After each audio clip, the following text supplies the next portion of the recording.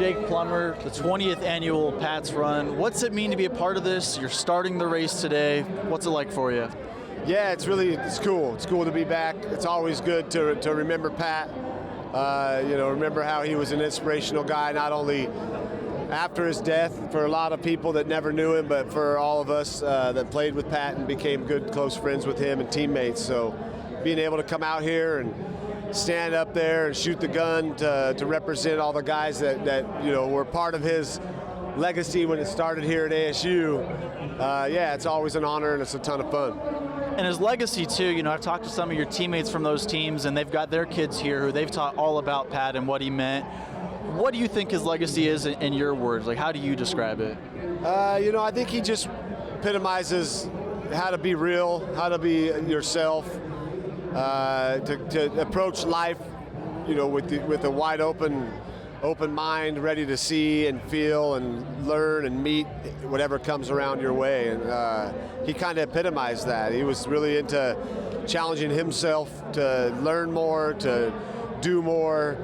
I think he had an understanding of maybe the shortness of life and the fact that we're not here for long, even though you may live to be 90 or 80, but what are you doing with those 90 or 80 years that you get to live? And maybe it's only you're going to live 28 years, but what are you doing with that? And he did it.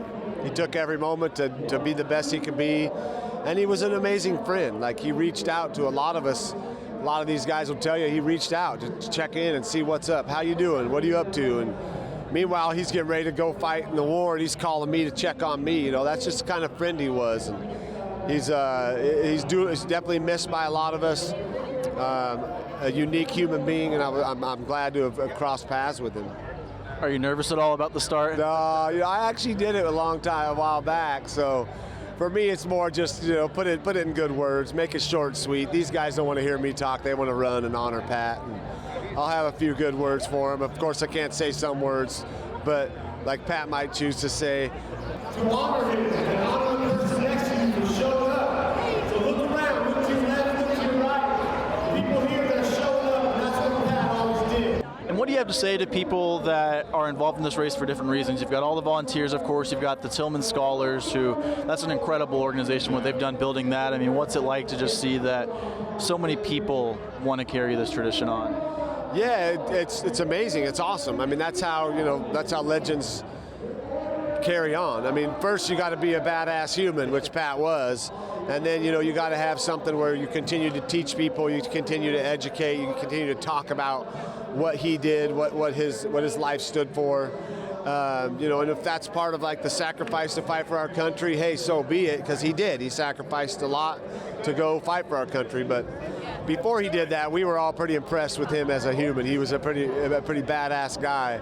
And so, it's cool to see people carry on that legacy, to come out here to challenge themselves, whether it's for a friend, maybe that they lost in the memory of, or maybe it's with some friends that are out here to do something, or maybe it's just because you want to initiate a better path to wellness. So you're out here to go on a run, get your ass moving, get going, do it, get up and do it. And that's what Pat really epitomizes. He didn't talk about it, but if he did talk about it, you're damn well sure he was going to be doing it.